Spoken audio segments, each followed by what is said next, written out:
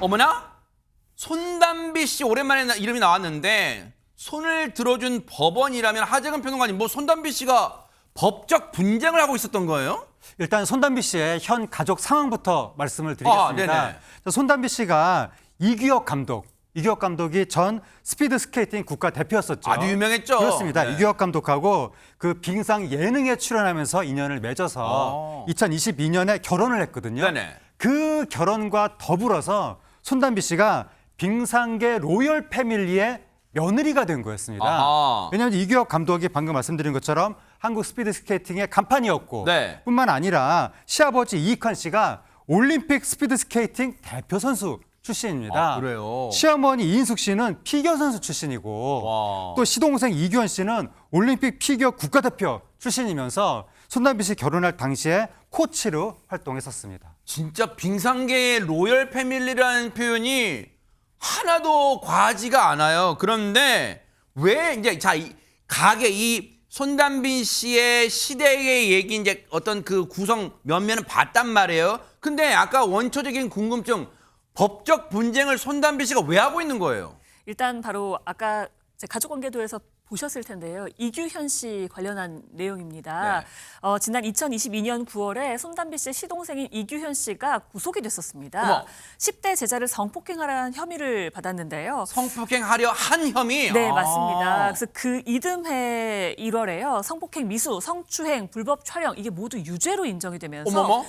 징역 4년의 실형이 확정이 됐습니다. 실형이 나왔어요? 네, 그러니까 당시에 이게 굉장히 이슈가 됐었고 기사도 많이 나왔었거든요. 기억날 듯도 하기도 하요 진짜네. 네. 그런데 이 기사에 이제 일부 악플러들이 손담비 씨에게 좀 모욕적인 표현을 쓰면서 그 댓글을 달았던 겁니다. 아이고 아니 손정혜 변호사님 시동생의 범죄가 그러니까 손담비 씨 시동생의 범죄가 손담비 씨랑 무슨 상관이 있다고 악플을 달아요 저 사람들은. 맞습니다. 우리나라에 연좌제라는 건 없죠. 남편의 일도 아니고 남편의 가족에게 생긴 일까지 손담비 씨를 비난하는 것은 그 자체로 불법 행위다. 라는 점을 법원에서 인정했다라고 볼 수 있을 것 같고요. 네. 악플러 2명을 상대로 민사소송을 진행을 했습니다. 네. 법원에서는 경멸적 표현을 썼고 이게 욕설에 가깝고 이 손 씨의 인격권을 침해했다라는 점을 인정을 했고요. 그렇기 때문에 정신적인 위자료를 지급해야 된다라는 판결을 하면서 네. 한 명에게 30만 원, 한 명에게 20만 원으로 인정을 했습니다. 아니 근데 물론 이제 법원이 저 악플 손가락 잘못 올리는 사람들한테 일단 죄가 있다고 판결한 건 다행이긴 한데 최진영 변호사님 손담비 씨는 애초 저 사람들한테 못된 사람들 홍군형 내주세요 2,300만 원의 손해배송을 소송을 걸었는데 이거는 액수가 너무 턱없이 낮은 거 아니에요? 어떻게 된 겁니까? 결국 그 모욕죄로 인한 정신적 피해를 입었다는 것에 대해서 위자료는 인정하면서 그 손해 금액이 2,300만 원 청구했는데 거의 5%도 되기 어려운 50만 원을 선고했는 것. 이게 왜일까? 저도 조금 고민이 됐습니다. 아하. 근데 잘 명확하게 봤더니만 여기가 허위 사실 내지 사실 적시가 있었다라고 하면은 소셜 미디어에 올리면은 전파 가능성이 크기 때문에 굉장히 형이 높습니다.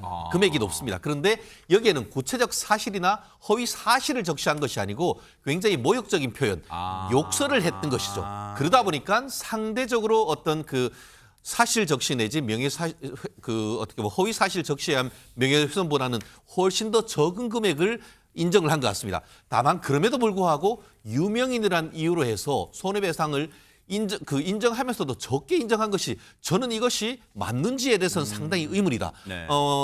지금 손담비 씨가 1심 판결에 대해서 항소할지는 아직까지 있지 않았습니다만 네. 원인 자체로서 불법 행위인 것은 인정했기 때문에 네. 그러한 것만으로도 충분히 어떻게 보면은 그 손담비 씨의 그 명예가 일정 부분은 회복이 됐을 겁니다. 네. 하지만 그럼에도 불구하고 이렇게 경멸적이고 인격적 침해가 됐음에도 불구하고 금액이 이 정도인 것은 법원 내에서도 좀 고민을 해야 될 것 같습니다. 그러니까요. 조금 그런 면은 있을 수 있어요. 그러다 보니까 최재문 교수님, 네. 손담비 씨도 이제 이 선고 내용, 이 소송 결과 이제 들었을 거, 뭐 본인이 네. 더 잘할 거 아니에요. 그렇죠. 이거는 혹시 입장 같은 거 나왔을까요? 입장이 나왔습니다. 왜냐하면 손담비 씨가 지속적인 악성 댓글로 오랫동안 깊은 고통을 받았다는 것이 소속사의 공식적 발표고요. 그리고 아까 이제 2022년 9월경에 손담비 개인을 향해서 네. 심각한 수준의 인격 모독성 표현을 남긴 게시자들에서 민사소송을 소송을 제기했다고 얘기를 했습니다. 아하. 그리고 법원은 네. 해당 댓글이 사회 통념상 용인될 수 없는 모욕적 표현에 해당한다고 판단해서 네. 손담비 측의 청구를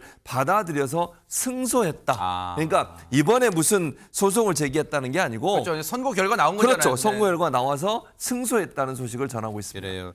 어쨌든 뭐 혹시 이제 이 손해배상 액수에 이제 불만이 있어서 항소할지는 지켜봐야겠지만 어쨌든 그래도 사회에 이거 함부로 손가락 놀렸다가는 이런 처벌받는다는 경종을 울린 의미 있는 또 판결 아닌가 그런 생각도 해 봅니다.